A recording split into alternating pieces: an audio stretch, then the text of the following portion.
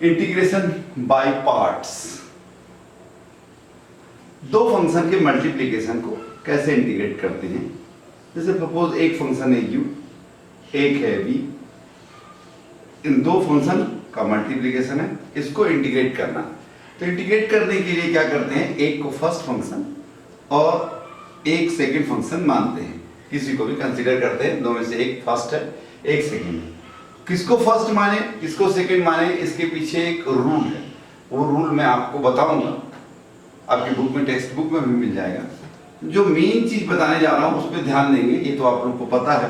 First function second function का formula होता है first function integration of second minus integral of differentiation of first into integration of second and whole integration.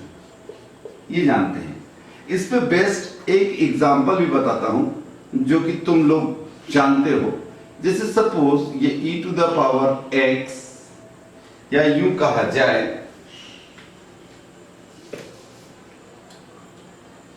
x square e to the power x dx। इसको integrate करेंगे तो ये e to the power x, इसको अपन first function consider कर लिए, इसको second function consider करें।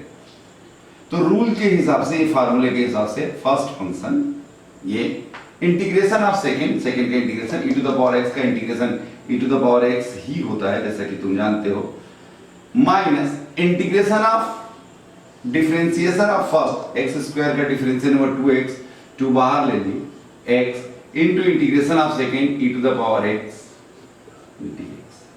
अब क्या होगा, अपन इसको फिर से इंटीग्रेट करेंगे।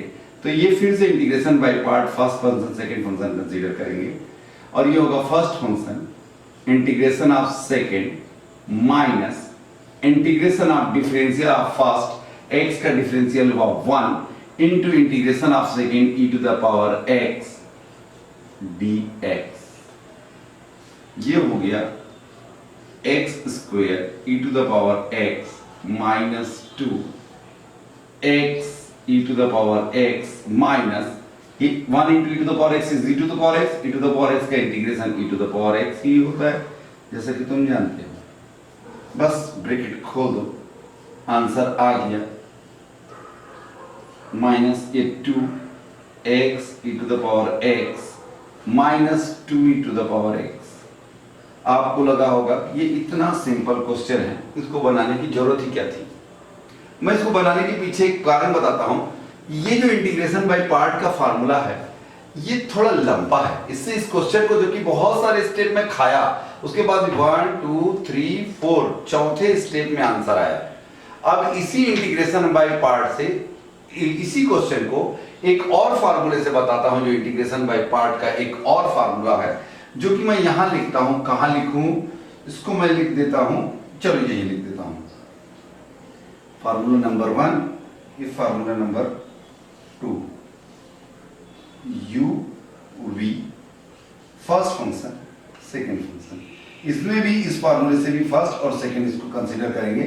और ये जो फार्मूला था first function integral of second minus integral of differential of first into integration of second, इसको ऐसे लिखेंगे फर्स्ट सेकंड तो फर्स्ट फंक्शन, फर्स्ट को छोड़ दिए, इंटीग्रल ऑफ सेकंड 1, नीचे 1 लिखना मतलब इंटीग्रेशन, माइनस फर्स्ट को डिफरेंशिएट करेंगे, सेकंड को दोबारा इंटीग्रेट करेंगे, प्लस फर्स्ट को 2 बार डिफरेंशिएट करेंगे, सेकंड को तीसरी बार इंटीग्रेट करेंगे, माइनस फर्स्ट को तीसरी बार डिफरेंशिएट करेंगे, इसको चौथी बार इंटीग्रेट करेंगे। और ये कंटिन्यूअस तब तक चलने देंगे जब तक आंसर ना आ जाए। ये फर्स्ट को छोड़ दिए, फर्स्ट इंटीग्रेट करें, फिर फर्स्ट को डिफरेंशिएट करते जाएंगे, सेकंड को इंटीग्रेट करते जाएंगे, alternate plus minus plus minus plus. जैसे कि सपोज यही क्वेश्चन है और इसी क्वेश्चन को अपन इस मेथड से बनाए, इस फार्मूला को ला करके फर्स्ट सेकंड, तो क्या हुआ, ये रूल क्या बोलता है, फर्स्ट को ऐसे छोड़ दो पहले, सेकंड को इंटीग्रेट करो e to the power x का e to the power x minus first का डिफरेंशिएशन x स्क्वायर का डिफरेंशियल 2x, सेकंड का integration e to the power x का, ये ब्रैकेट को मैं हटा देता हूं, जरूरत नहीं है।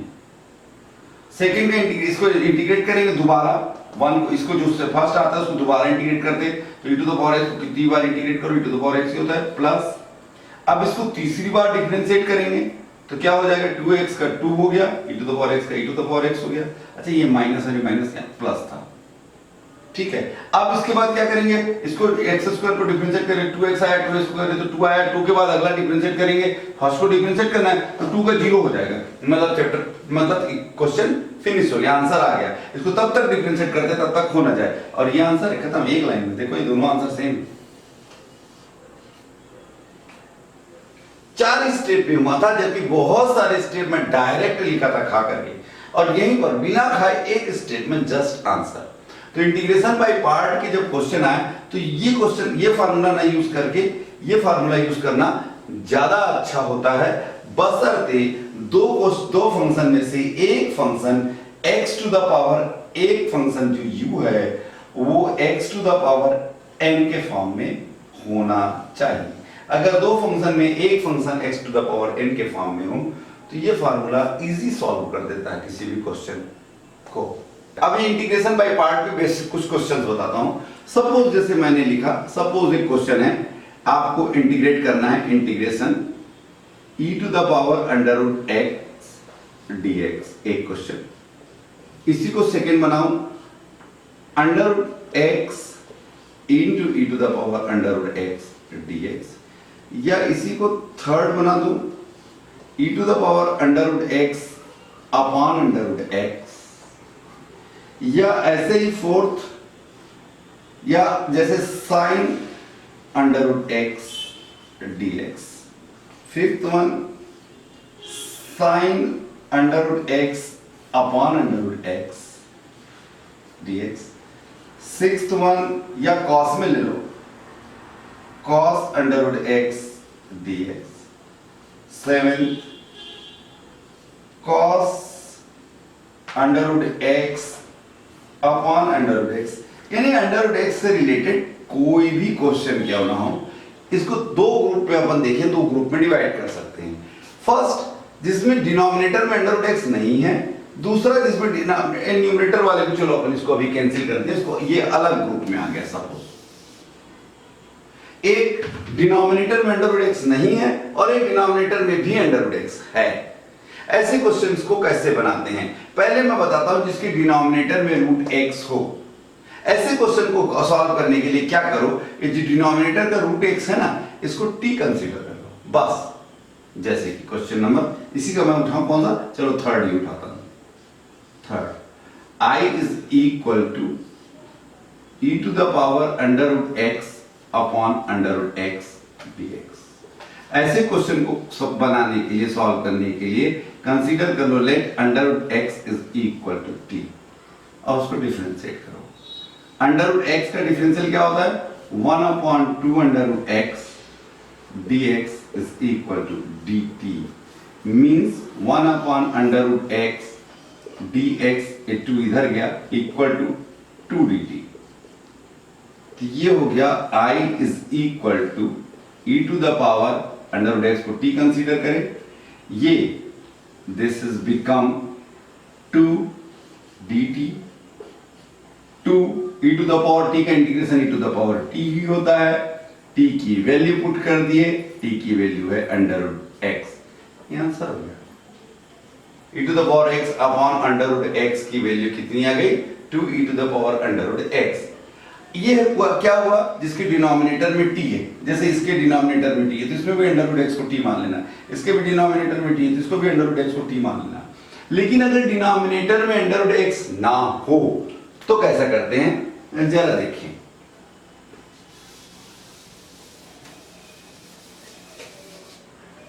सपोज ये इसी क्वेश्चन को, चलो first number e to the power under root x, तो क्या है, इसमें अंडर रूट x डिनोमिनेटर में नहीं है, और डिनोमिनेटर में होता तो इजी हो जाता पिछले जैसा। तो एक काम करो, डिनोमिनेटर में x नहीं है तो एक काम करते हैं, अंडर रूट x से न्यूमरेटर और डिनोमिनेटर में मल्टीप्लाई कर देते हैं। ये अब ये क्वेश्चन पिछले जैसा बन गया। अब इसमें फिर वैसे ही पीछे जैसे करे थे अपन, अंडर रूट x को t कंसीडर कर लो, डिफरेंशिएट करें तो अंडर रूट एक्स का differential 1/2 under root x, 2 under root x dx is equal to dt means 1 upon under root x dx is equal to d 2 dt। चलो solve कर देते हैं। ये क्या हुआ, ये अंडर रूट एक्स को हमने कंसीडर करा t e to the power t और ये दिस बिकम 2 dt। अब इसको फर्स्ट फंक्शन और सेकेंड फंक्शन कंसीडर करके इंटीग्रेट कर दो वो यूवी वाला मेथड। क्या होगा, फर्स्ट को छोड़ दिए, सेकेंड को इंटीग्रेट करें e to the power t, फिर डिफरेंशियल ऑफ फर्स्ट का डिफरेंशियल t का differential 1 e to the power t को दोबारा इंटीग्रेट करें e to the power t, फिर 1 का हो गया 0, चैप्टर खत्म हो गया क्वेश्चन। बस t की वैल्यू पुट कर दो। t की वैल्यू कितनी है, t किसको कंसीडर करें, अंडर रूट x को। ये under root x e to the power under root x minus e to the power under root x। तो ऐसे कोई भी क्वेश्चन हो, कुछ भी हो, sine under root x, cos under root x, tan under root x, कोई जो मन में आए, लगभग सब में सभी टाइप के जितने जिसमें इस टाइप के क्वेश्चन हो, रूट x अगर पावर में डिनोमिनेटर में नहीं है तो अंडर रूट x से मल्टीप्लाई करके डिवाइड कर दो, फिर डिनोमिनेटर को अंडर रूट x को t कंसीडर कर लो। यदि डिनोमिनेटर में पहले से मौजूद है तो किसी भी चीज की कोशिश करने की जरूरत नहीं, मल्टीप्लाई करने की, सीधा अंडर रूट x को t कंसीडर कर दो। तो सारे क्वेश्चंस को, अगर इस टाइप से क्वेश्चंस को हम एक जगह कलेक्ट कर ले तो जो इंटीग्रेशन बहुत टफ लगता है और याद रखने में कठिनाई जाती है, बहुत इजी याद हो जाता है। क्वेश्चन देख करके पूरा समझ में आ जाता है कि किस क्वेश्चन को कैसे सॉल्व करना चाहिए और याद रखने में भी तकलीफ नहीं होती। साइन इनवर्स x, किसी भी इनवर्स फंक्शन को कैसे इंटीग्रेट किया जाता है। Sine inverse x, cos inverse x, tan, cot, sec, cosec, किसी का भी इनवर्स फंक्शन को इंटीग्रेट करने के लिए, अब देखने में लगता है कि ये तो सिंगल फंक्शन है तो इंटीग्रेशन बाय पार्ट कैसे लगेगा। तो किसी भी इनवर्स फंक्शन को इंटीग्रेट करने के लिए अपन जैसे साइन इनवर्स x है या कॉस इनवर्स x है, इसको इनटू 1 करते हैं और इनवर्स फंक्शन को हमेशा फर्स्ट और 1 को सेकंड फंक्शन मान के इंटीग्रेट करते हैं, तो ये इजीली सॉल्व हो जाता है। कैसे, अब इंटीग्रेट करें साइन इनवर्स x को, इनवर्स फंक्शन को, ये बस याद रखने लायक चीज है कि इनवर्स फंक्शन को हमेशा फर्स्ट फंक्शन मानना, कहीं भी इनवर्स फंक्शन आए तो first function integral of second 1 का integral x minus integration of differentiation of first sine inverse x का डिफरेंशिएशन क्या होता है 1 upon under root 1 minus x square into integration of second 1 का इंटीग्रल x dx।